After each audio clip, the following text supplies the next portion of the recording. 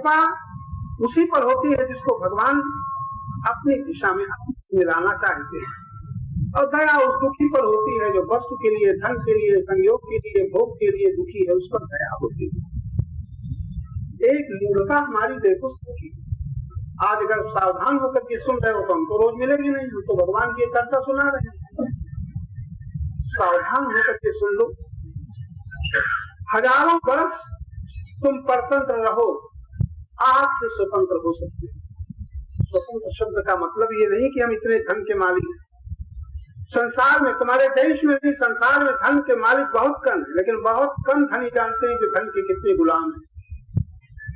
पत्नी के मालिक आप तमाम लोग बैठे हो, लेकिन आपको पता होना चाहिए अगर पत्नी के मालिक बनते हो उतने ही अंशों में आप पत्नी के दास थी। पद के पदाधिकारी मालिक देश में बहुत है, लेकिन आप किसी संत महात्मा के निकट जाकर के सुनोगे तो पता चलेगा ये पद के मालिक नहीं है, पद की दास्ता में अहंकार बंधा हुआ है।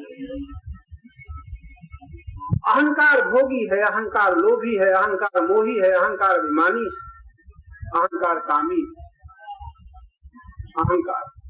और अहंकार का जीवन कहां से मिल रहा है? पीछे से। लेकिन अहंकार अंधा है, पकड़ना जानता है, देखना नहीं जानता। अगर आप सावधान है तो आज से देखिए, अहंकार पकड़ना जानता है। जहां आपने मेरा कहा बस पकड़ लिया। समझ में आ रहा है? मेरा कहा पकड़ लिया, तेरा कहा छोड़ दिया। इतना शब्द नहीं आता। ममेति परमं दुखम निर्ममेति परम सुखम। बहुत सावधान होकर सुनना। भगवान का मत नहीं है कि तुम धन छोड़ो, धन न छोड़ो, बेईमानी छोड़ो। धन की बेईमानी क्या है? धन तो प्राकृतिक विधान से धरती का है, लेकिन बेईमानी है मेरा धन है। परिवार न छोड़ो, मेरा बना छोड़ दो। ये शरीर किसका है? तुम्हारा बनाया हुआ है। पत्नी का शरीर, पिता का शरीर, माता का शरीर तुमने बनाया, अपना शरीर तुमने बनाया है, मेरा। और बेईमानी क्या है? मेरा, मेरी पत्नी, मेरे पिता, मेरे माता, मेरा पुत्र। ये जितने दुख हैं याद रहेगा बेईमानी के कारण दुख है। अगर हम बेईमान न होते तो संसार में भगवान हमें दुख नहीं दे सकता।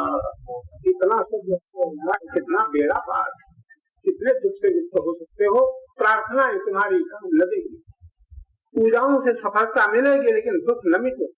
दुख दब जाएगा, मिटेगा नहीं। सुख मिल जाएगा, रहेगा नहीं। सुन रहे हो ना? सुख मिलेगा, रहेगा नहीं। धन मिलेगा, रहेगा नहीं। पद मिलेगा नहीं। परमात्मा उसे कहते हैं जो कभी छूटेगा ही नहीं। एक बेईमानी छूट जाए, इंसान के साथ नहीं, भगवान के साथ बेईमानी हम लोगों ने कर रखी। आज होश में आकर के तय कर लो, कुछ भी न छोड़ो। सुख देने वाले, सुख देने वाली धारणा को छोड़ो। दुख कौन देता है? परमात्मा नहीं देता। भैया ये गिलास ले जाओ, यहाँ पानी न घुमाओगी, बाधा पड़ेगी। नारायण, बड़ी याद रखने की बात है। आज याद रहेगा। दुख कौन देता है? हानि का दुख कौन देता है? भगवान। लोभ। अपमान का कौन दुख देता है? भगवान। अभिमान। वियोग का दुख कौन देता है? भगवान। मोह। अभाव की वेदना कहां से होती है? भगवान से नहीं, कामना से। कितनी सरल बात है। घर न छोड़ो, परिवार न छोड़ो, अधिकार न छोड़ो, क्या छोड़ो? मेरा मानना छोड़ दो। तब हमारे भगवान कहते हैं ऐसा व्यक्ति संसार में सज्जन है। आप लोग किसी को नहीं, बड़े सज्जन आदमी, इनको हम बहुत दिन से जानते हैं, बड़े सज्जन आदमी, बड़े सज्जन आदमी है, बड़े ईमानदार आदमी है, बड़ा अच्छा इनका बर्ताव है, बड़ा अच्छा व्यवहार है, बड़े सज्जन। अब भगवान किसे सज्जन कहते हैं सुनते हो? खूब ध्यान से सुन लेना। भगवान किसे सज्जन कहते हैं? इंसान नहीं, भगवान कहते हैं अस सज्जन। अस सज्जन मम उर बस कैसे, लोभी हृदय बसाए धन। भगवान किसे सज्जन कहते? आज से तुम सज्जन हो सकते हो। कपड़े तुम्हारे मैले हो, मकान तुम्हारी झोपड़ी हो, तुम्हारे पास अच्छा कोई सामान न हो, लेकिन भगवान की दृष्टि में तुम सज्जन हो सकते हो। बेईमानी छोड़ दो, भगवान के साथ वो क्या है जो तुम्हें परमात्मा से मिला है। क्षण क्षण परमात्मा का देखो, अपना न मानो, बस जियो, बड़े मजे से जियो। क्या छोड़ना पड़ा, लेकिन आदत की गुलामी आसानी से न छूटेगी। आदत की गुलामी, अरे जब बीड़ी सिगरेट नहीं छूटती तो ममता मोह आसानी से छूटेगा, लेकिन तुम चाहो तो छोड़ सकते। इतनी स्वतंत्रता है हमको तुमको मिली है परमात्मा से। स्वतंत्रता पूर्वक तुम चाहे पाप करो तो कोई न रोकेगा, पुण्य करो तो कोई न रोकेगा। क्या सुना, स्वतंत्रता पूर्वक तुम पाप कर सकते हो, परिणाम भोगना पड़ेगा। स्वतंत्रता पूर्वक तुम पुण्य कर सकते हो, उसका भी फल तुम्हें मिल जाएगा। इतने स्वतंत्र हो, स्वतंत्र हो। यहाँ किसी ने बुलाया नहीं, आ गए हो तो स्वतंत्र हो। सिनेमा में जाके बैठते हो, स्वतंत्र। लेकिन स्वतंत्रता पूर्वक जब तुम कर्म कर जाते हो तब परतंत्र। एक बड़े अच्छे तार्किक थे, गए भगवान से, भगवान के महात्मा एक कहे भाई हमें स्वतंत्रता परतंत्रता का अर्थ समझ नहीं आता। महात्मा थे, कहेंगे अच्छा तुम एक पैर उठा लो, चलो किधर किस चलो, पैर उठाओ चलो, वो चल पड़े। कहने बड़ा परतंत्र हो गए, चलते ही परतंत्र हो गए। तुम जिस दिशा में जितना चल चुके परतंत्र हो गए। तुम्हें पहले तय कर लेना था किधर चलें, किधर चलें, परतंत्र हो गए। बड़ी छोटी सी बात है, समझ में आती। चलते ही परतंत्र हो गए, चाहे पूरब चाहे पश्चिम चाहे दक्षिण, चाहे किसी दुकान की ओर चाहे सिनेमा की ओर चाहे सत्संग की ओर, चलते ही परतंत्र हो गए, चल करके परतंत्र हो गए। तो स्वतंत्रता क्या है, चुनाव करो कि चलें तो किधर चलें, स्वतंत्रता। लेकिन स्वतंत्रता का अर्थ बड़ा गहरा है। स्वतंत्रता का अर्थ तुम चले क्यों, चलाया किसने, बड़ा गंभीर प्रश्न है। तुमने चलाया किसने। आज तक आपने के जीवन में जितना कुछ तुम्हारी यात्रा हुई है, कभी सोचा कौन चला रहा है, कौन मंदिर में ले जा रहा है, कौन सिनेमा में ले जा रहा है, कौन चोरी करवा रहा है, कौन डाका डलवा रहा है, कौन दान दिलवा रहा है, कभी सोचा। ऐसे आप कुछ नहीं करते, स्वतंत्र हो। और स्वतंत्र होने के बाद, स्वतंत्र होने के बाद आप चाहे कुछ करो। एक पुण्य का पथ है, एक पाप का पथ है। देखो ना, ये हमारे पुण्य के प्रताप से ये सेठ लोग, सरवासिया परिवार, कुछ नहीं, इतना सवेरे प्रबंध किया, वहां शाम को ये क्या शक्ति, स्वतंत्रता है। ये भी प्रबंध, एक पार्टी भी बुला सकते हैं, शहर भर के अफसर बुला सकते हैं, बुला सकते ही नहीं, स्वतंत्र है। लेकिन दोनों का फल अलग अलग है। पार्टी बुलाएंगे, उसकी तैयारी अलग। आवाज ज्ञान यज्ञ, गीता के शब्द में इसको ज्ञान यज्ञ का, द्रव्य यज्ञ से शुरू होता है और कई 13 प्रकार के यज्ञ हैं गीता में। अंत में ज्ञान यज्ञ में सब यज्ञों की समाप्ति होती है। सर्वश्रेष्ठ ज्ञान यज्ञ है, जिससे मुक्ति का द्वार खुल जाता है, भक्ति सुलभ हो जाती है, शांति के लिए कहीं दौड़ना नहीं पड़ता है। ये सत्संग का प्रभाव है। कब, जब समझ में आ जाए तब।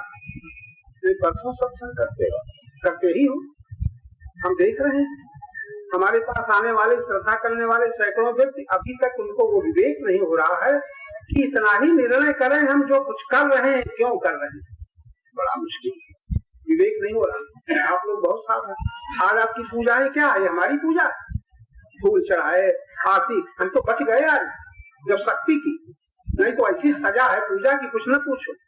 कई साल हमने भोगा, बाल नुचे, सर गंदा हुआ, बाद में धोया, तुम्हारी पूजा हमारी मरम्मत सजा। इसको तो पूजा कहते हैं। मान रखा है। सत्संग में आने वाले भी जानते नहीं, लालच पूजा करवाता है। जितने मंदिर में जाते हैं सब लोभी आदमी, ऐसा कोई मंदिर में जाने वाला मिलेगा नहीं जो लोभी हो। क्या ख्याल है आप लोगों को, लोभी न हो। और गीता में भगवान कहते हैं काम क्रोध लोभ नरक के द्वार है, कोई परवाह नहीं। कहा करो भगवान, नरक के द्वार। हमारे भीतर लोभ है कि नहीं, कभी ध्यान ही नहीं जाता। कृष्ण का ध्यान करते हैं और कृष्ण के बातों, भगवान कृष्ण की बातों पर विचार नहीं करते, भगवान कहते नरक का द्वार आसानी से आप नरक के द्वार से लौट आओ। स्वतंत्र हो, लौटो तो लौटो, नहीं दुख लौटाएगा। न संत लौटाएंगे, न भगवान लौटाएंगे, न कोई संसार का महात्मा लौटाएगा। तुम लौटो तो लौटो, स्वतंत्र हो, और न लौटो तो स्वतंत्र हो। लेकिन स्वतंत्रता के दुरुपयोग से परतंत्र छोड़ना पड़ेगा। परतंत्र को परमात्मा नहीं बनाता, हमारी इच्छाएं, ख्वाहिशें, वासनाएं बनाती है। इतनी देर में आपको सावधान किया गया स्वतंत्रता का अर्थ क्या है, परतंत्रता का अर्थ क्या है। छोटे शब्दों में पकड़ लेना। अपने से भिन्न का सहारा लेकर के जो प्रसन्न होता है वो परतंत्र है। बड़ा छोटा सा सूत्र है। अपने से अलग, अपने से किसी भिन्न का सहारा लेकर के अपने से भिन्न में सुख माना, अपने से भिन्न में प्रसन्न होना, परतंत्र हो गए। तुम पत्नी को देख करके, पुत्र को देख करके, पिता को देख करके, मंदिर को देख करके, कहाँ तक कहें भगवान के सौंदर्य को देख करके तो मुग्ध हुए, परतंत्र हो गए। अब आपको परतंत्रता का दुख भोगना पड़ेगा। कितनी सूक्ष्म व्याख्या। स्वतंत्र कौन? जो स्व में बुद्धि को ठहरा देता है। स्व का मतलब है आप, अपने आप। अपने आप में जो ठहरा है वो स्व में ठहर गया। अपने से भिन्न में झांका कि पर में चला गया। परतंत्रता और स्वतंत्रता, स्वतंत्रता को ही शाश्वत शांत, स्वतंत्रता को ही नित्य प्राप्त परमात्मा, स्वतंत्रता को ही अखंड आनंद की अनुभूति होती है। परतंत्र व्यक्ति सुख को पाता है, शांति को नहीं पाता। परतंत्र व्यक्ति परमात्मा को नहीं पाता, संसार को पाता है। पदार्थों के पीछे दौड़ता है, पदार्थों को पाने वाला परमात्मा की ओर नहीं मुड़ सकता। आपकी बात है, हम पदार्थों की ओर दौड़ रहे हैं, परमात्मा को खोजना पड़ेगा। लेकिन अभी हमें परमात्मा की जरूरत नहीं। कब जरूरत पड़ेगी? जब संसार की ओर भागते भागते, सुख भोगते भोगते इतना होश आ जाएगा, निराश हो जाएंगे कि हमें संसार से शांति नहीं मिल सकती, संसार से स्वतंत्रता नहीं मिल सकती, संसार से आनंद नहीं मिल सकता। तब जाकर के बुद्धि के विकास होने पर उसी समय हम परमात्मा के योगी हो सकते हैं, कहीं जाना न पड़ेगा। आज की चर्चा में इतनी देर एक सूत्र का आपने व्याख्या सुनी, जो निरंतर है ही उसे पाने का कोई मार्ग नहीं। सुने, जो निरंतर है, अभी है, यही है, उसके पाने का कोई पथ नहीं। इसे परमात्मा का कोई मार्ग नहीं।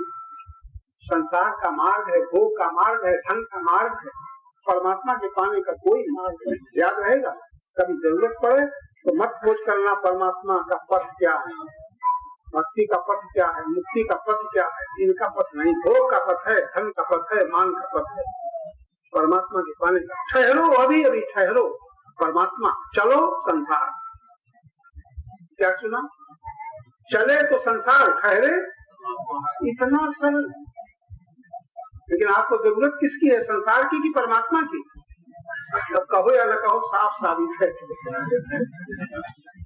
परमात्मा निरंतर है, उसे पाने का कोई मार्ग नहीं। इसीलिए परमात्मा अभी है, यही है, हम परमात्मा में है। दूसरा सूत्र, परमात्मा अभी है, यही है, हम कहाँ हैं? समझ में आया? हम देह में हैं कि परमात्मा में? हम परिवार में हैं कि परमात्मा में? हम धन में हैं कि परमात्मा में? हम पद में हैं कि परमात्मा में? हम दुख सुख में हैं कि परमात्मा में? अभी अभी सोचो, मैंने कह दो परमात्मा में हो, केवल कह दिया, भीतर झांको कहाँ? आपको किसकी याद आती? जहां हो, जिसमें हो, जिसको अपना माना है, उसी की याद आएगी। आंखें बंद करो, परमात्मा के ध्यान के नाम पर। कहते क्या बतावें, जब ध्यान करते हैं तो मन बड़ा चंचल होता है। क्यों चंचल होता है? कहाँ चंचल होता है? जिससे आपका संबंध है, विनाशी से संबंध है, विनाशी से। याद रहेगा, हमारे भगवान का नाम जपने वालों याद रखो, मंदिरों में जाने वालों याद रखो, तुम्हारे भगवान कहते हैं कहाँ भटक रहे हो? अहम आत्मा बुढ़ा के सर्वभूताशया स्थिता, मैं तो चेतन के रूप में तुम प्रत्येक प्राणी के साथ। देखो कितना बढ़िया पता है, आज से याद रहेगा। इसलिए एक शब्द है, जब कभी याद आ जाए, ठहरो, अभी अभी परम चेतना का अनुभव करो, ध्यान न करो, अनुभव करो, परम चेतना में ही ये सब कुछ हो रहा। एक बड़ा सुंदर सूत्र है, क्षण सही, क्षण भले ही सही, और ज्यादा हिम्मत हो, प्रयास हो जाए, चाहे जब चाहे जहाँ चलते, शरीर चल रहा है, बैठा हुआ है, लेटा हुआ है, क्षण क्षण चेतना का अनुभव करो, तुम योगी हो गए। चेतना को भूल गए, जड़ता में आ गए तो भोगी हो गए। ये भोग की सरल परिभाषा है। इसलिए परमात्मा असत के साथ, परमात्मा कहाँ है? असत के साथ सत है। ध्यान की बात है। जो कुछ झूठ है उसी के साथ अभी परमात्मा है। जो कुछ जड़ है, ये शरीर जड़ है ना, इसके साथ अभी परमात्मा है। आप कहोगे परमात्मा दिखाई नहीं देता, अरे फिर भ्रम में पड़ गए। तो वो सब दिखाई दे जाए तो हम परमात्मा से प्रेम करेंगे। अरे दिखाई दे जाए तो माया होगी, वो परमात्मा का दृश्य होगा, उत्सव होगा। ये सोचो उसी के द्वारा हम देखते हैं, उसको देखना चाहिए। जिस चिमटा से, जिस शमशी से तुम गरम बर्तन पकड़ती हो, शमशी से रोटी सेकती हो, वो शमशी तुम्हारी अंगुलियों को पकड़ पाएगी? अंगुलियों के द्वारा ही वो पकड़ी गई है, वो अंगुलियों कैसे पकड़ेगी? जिसके द्वारा तुम देखते हो उसको तुम कैसे देख पाओगे? अनुभव करो, उसके द्वारा ही ये देखा जा रहा है, सुना जा रहा है, चला जा रहा है, खाया जा रहा है। देखो कितना सरल ध्यान। योगी लोग ये ध्यान करते हैं, वो कल्पना नहीं करते। हम लोग कल्पना में बंधे हुए हैं, कहीं किसी कल्पना कर ली, कहीं सुन रहे हो, कभी जरूरत पड़ेगी।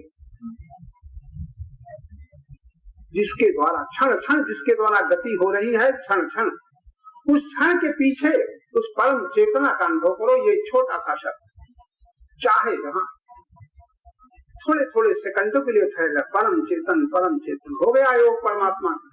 आप कहोगे योग हो गया तो वो सुख नहीं मिला, अब फिर भूल गए। आदत है ना नीचे रहने की आदत। नीचे रहने वाला नीचे भी जाएगा तो नीचे ही रहने की याद आएगी। पशु अपने भोजन की याद करेगा, कुत्ता अपने भोजन की याद करेगा, शूकर अपने भोजन की याद करेगा, क्योंकि उसका अभ्यास हो गया। सामने चलेगा। छोड़ो इस बात को, आप इतना याद रखो, प्रत्येक अभी अभी इसी क्षण तुम परम चेतन का अनुभव करो। ध्यान न करो, अनुभव करो। क्यों? कैसे अनुभव करोगे? उसी में मैं हूँ, उसी में ये सब देखा जा रहा है, सुना जा रहा है। उसका कोई रूप नहीं है, क्योंकि उसी से सब रूप प्रकाशित हो रहे हैं। बात पकड़ लेना, ये है परमात्मा। इसी क्षण क्या सुना? असत के साथ अभी अभी सत परमात्मा, जड़ के साथ अभी अभी चेतन परमात्मा। और तीसरी चीज क्या है? तुम दुख सुख में बंधे हो, उसी के साथ अभी अभी आनंद है। इसी का नाम, परमात्मा का नाम क्या है? सच्चिदानंद। रामायण पढ़ने वाले बुलाए गए, मंदिरों बनाए, मंदिर में दर्शन करने गए। और रामायण में तुलसीदास जी महाराज क्या परिचय देते हैं? राम सच्चिदानंद दिनेशा। राम का स्वरूप क्या है? सत चेतन आनंद। अभी अभी इतने लोग बैठे, सोचो तुम्हारे साथ सत है कहीं कि नहीं? तुम्हारे जड़ शरीर के साथ चेतन है कि नहीं? और जब कभी तुम दुखी सुखी नहीं हो तो शांति है कि नहीं? अगर उस शांति में ठहर जाओ तो आनंद का द्वार खुल जाए। लेकिन अभी तो आपको जरूरत ही नहीं। अभी अभी सच्चित आनंद तत्व सबके साथ है, लेकिन बुद्धि न होने के कारण लोभवश हम भ्रमित हो रहे हैं। सारा संसार भ्रमित हो रहा है। ये मंदिर में जाने वाले, तीर्थों में जाने वाले, तमाम भटकने वाले सब भ्रमित हो रहे हैं। हमारे वेदों में बड़ी सुंदर सूत्र रखे गए, बड़े सुंदर सूत्र। निर्णय कर दिया, जो सबसे उत्तम, सबसे सहज तत्व का चिंतन करता है। तत्व चिंतन सबसे उत्तम, उत्तमा तत्व चिंतन। मध्यम क्या है? शास्त्र चिंतन। इससे निकृष्ट क्या है? मंत्र चिंतन। सबसे निकृष्ट क्या है? सबसे निकृष्ट मंत्र चिंतन के बाद यज्ञ दान पूजा आदि कर्म। क्यों? बुद्धि के अनुसार आपकी साधना का चुनाव होगा। हम इसलिए कह रहे हैं कि हम तो मिलेंगे नहीं, लेकिन हमें जो ये गुरु संदेश मिला है आप सुन लो, कभी जरूरत पड़ेगी। अभी जो कुछ करते हो करते रहना, छोड़ न देना। क्यों छोड़ोगे तो फिर उपद्रव करोगे कुछ न कुछ। माला जपते हो जपते रहना, कीर्तन करते हो कीर्तन करते रहना, लेकिन याद रखना चाहे कुछ करो, परमात्मा की खोज में तुम खोए, तुम अपने को खोज लो। तुम तन में खोए हो, धन में खोए हो, परिवार में खोए हो, संबंध में खोए हो, परमात्मा को मत खोजो। परमात्मा नहीं खोया, तुम खोए हो। इसलिए सच्चिदानंद परमात्मा अभी अभी हमारे साथ है, चाहे हम असत में हो, चाहे जड़ में हो और चाहे विनाशी में हो, परमात्मा साथ है। और एक बात याद रहे, परमात्मा बिना कुछ किए ही प्राप्त। क्या सुना? बिना कुछ किए ही प्राप्त है, प्राप्त ही रहेगा। जब तुम पहले अपने ढांचे को पहचान लोगे और ढांचे में रहने वाले अपने को पहचान लोगे, तब तुम माता पिता पति पत्नी के ढांचे के भीतर के तुम स्वरूप को जान पाओगे। ऐसे कहने से सुनने से काम नहीं चलेगा। जो अपने विनाशी शरीर में अविनाशी को नहीं पहचानता, वो पति और पत्नी के शरीर में अविनाशी को पहचानेगा। यही असफलता का कारण है। आप लोग थोड़ा सोचें, बड़ी सरल बात है। पत्नी के शरीर में ऐसे हमने किया तो याद रखना, तम्बाकू नहीं खाई। तो पत्नी और पति के शरीर में विनाशी में अविनाशी को पहचानो, ये गुरु मंत्र है। इन गुरु मंत्रों का यदि आप अभी अभी आदर करें और अपने व्यापारिक जीवन में जाएं, एक बात भगवान ने जो कही, अभ्यास और वैराग्य से मन तुम्हारे अनुकूल हो जाएगा। तो अभ्यास क्या? जहाँ मन नहीं लगता है वहाँ गुण दर्शन करते हुए अविनाशी में मन लगाओ। कहाँ मंदिर जाने की जरूरत नहीं है, तीर्थ जाने की जरूरत नहीं है। जहाँ तुम देखोगे वहीं तीर्थ मौजूद है। जब जहाँ अविनाशी वहीं तीर्थ, और जहाँ विनाशी उसको तीर्थ कहोगे। और ऐसा कोई स्थान नहीं जहाँ दिखने वाला विनाशी न हो, और ऐसा कोई भी स्थान नहीं जहाँ विनाशी में अविनाशी न हो। ये गुरु मंत्र है। कोई स्थान बता दो, तुम बताओगे हम सिद्ध कर देंगे कि जहाँ तुम बताया ये है, कहाँ ये है कहते ही वहाँ विनाशी है। और वो विनाशी अविनाशी से प्रकाशित हो रहा है। अविनाशी तत्व परम तीर्थ है, अविनाशी तीर्थ नहीं, वो तो बांधने वाला है। विनाशी में अविनाशी पहचान लो, विनाशी से तर करके अविनाशी में बुद्धि स्थित हो जाए। ये है करना। करने के लिए कोई गंगा जी को इस पार से इस पार निकालना पड़ेगा। मोह से तर जाए, लोभ से तर जाए, कामनाओं से तर जाए, अभिमान से तर जाए, इन गुरु मंत्रों के द्वारा। मंत्र मूलम मनोवाक्य। कितना सुंदर अभ्यास और वैराग्य भगवान ने जो संकेत किया। दोष दर्शन से वैराग्य होगा और गुण दर्शन से अभ्यास पूरा हो जाएगा। गुण दर्शन से जहाँ मन नहीं लगता है, तो जहाँ मन लगा था वही पात्र रहेगा। एक मुसलमान बेचारा निकलता है, कहता है हिंदुओं का मंदिर। एक हिंदू निकलता है, कहता है मुसलमानों की मस्जिद। जहाँ आंखों से मस्जिद दिखाई देती है, वहाँ मुसलमान को दुनिया का मालिक खुदा दिखाई पड़ता है। दृष्टि ही तो है। वो मस्जिद में मालिक को देखता है, वो मंदिर में अपने भगवान को देखता है, उसको दिखाई पड़ती है ये बुत परस्त है। मुसलमान कहता है बुत परस्त है, और कोई कहता है खुद परस्त है। लेकिन वस्तु का दृष्टि का भेद। दृष्टि कहती है जहाँ दीवारें बनी है, जहाँ मंदिर बना है, जहाँ पत्थर की मूर्ति बनी है, वहाँ आंख से तो मूर्ति दिखती, लेकिन उस जड़ मूर्ति में सत्ता रूप में, अस्तित्व रूप में परमात्मा का अनुभव होता है। ऐसी दृष्टि वैराग्य। जहाँ तुम विनाशी को देखते हो वहीं अविनाशी को देखो, जहाँ तुम जड़ को देखते हो वहीं उसके प्रकाशक सत्ता का अनुभव करो। जहाँ परिवर्तन को देखते हो उस परिवर्तन की अनुभूति उसके द्वारा हो रही है, जो कभी नहीं बदलता। देखो अभी बोला जा रहा है, आँख गिर रहा है, पलक गिर रही है, अभी इसी समय देखना, इसी समय ये जितनी क्रिया हो रही है ये जड़ में हो रही है, लेकिन चेतन के द्वारा हो रही है। जितनी ये क्रिया हो रही है विनाशी में हो रही है, लेकिन अविनाशी के द्वारा हो रही है। जितनी क्रिया का परिचय मिल रहा है वो चंचलता दिख रही है, लेकिन चंचल के पीछे चंचल मौजूद है, न कभी नहीं हिलता है, न कुछ होता है। ये बोला जा रहा है, शब्द पर शब्द निकलते जा रहे हैं, लेकिन शब्द के मध्य में और शब्द के आदि में और शब्द के अंत में परमात्मा मौजूद है। अगर इसकी सत्ता न होती, आरंभ हुआ वहां से जहाँ शब्द का शब्द स्फुरित हुआ, और उसी सत्ता में शब्द चल रहा है, और उसी सत्ता में शब्द लीन हो रहा है। आदि में, मध्य में, अंत में जो विद्यमान है इसको परमात्मा आत्मा कहते हैं। अब आप लोग अगर सोच सको तो बताओ, ऐसा कोई क्षण सिद्ध कर दो जब आत्मा न हो। और भगवान कहते हैं अहम आत्मा विरागेश सर्वभूता। कितना सुंदर परिचय दे रहे हैं, लेकिन मंत्र मूलम गुरु वाक्य को आप पकड़ लो। भगवान कहते हैं जितने भूत प्राणी हैं, जो कुछ तुम्हें दिखता है मैं आत्मा के रूप में सर्वत्र विद्यमान हूँ। आपने भगवान की बात को सुन करके क्या समझा? आप समझने की कोशिश करो। आंखों से जहां दिखता है वही तुम परमात्मा का अनुभव कर सकते हो। और दूर न जाना, जब शरीर को देखना तब देखने जो दिखता है वो शरीर है, और जिसके द्वारा दिखता है वो आत्मा है।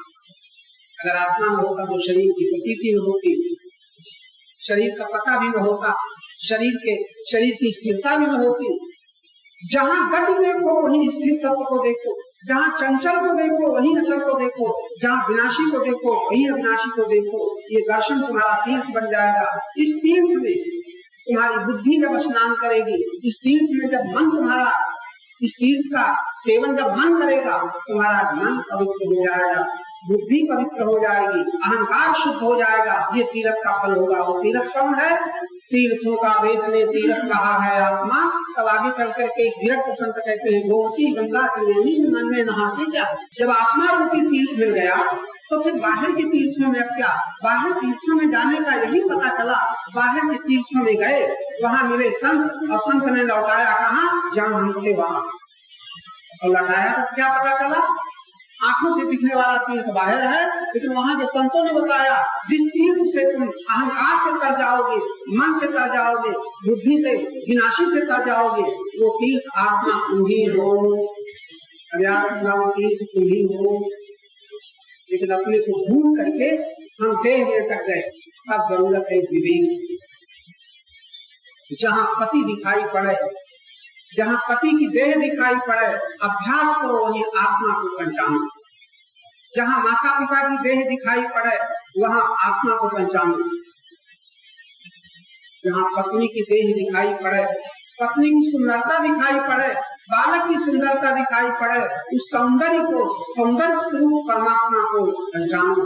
अनंत सौंदर्य निधान परमात्मा, अनंत ऐश्वर्य निधान परमात्मा, अनंत माधुर्य प्रधान परमात्मा। परमात्मा न हो तो ये माधुरी का पता चले, ऐश्वर्य का पता चले, सौंदर्य का पता चले। एक सत्ता सबके पीछे विद्यमान है, बस तुम्हारी बुद्धि जरा खुलनी चाहिए। ये दर्शन बुद्धि योगी को होगा, इसके पहले नीचे स्तर में ना। ये जो आत्मा आत्मा की बात आप सुना करते हो, बाहर तो भटकना बंद करके थोड़ा ठहरो और पीछे की ओर लो।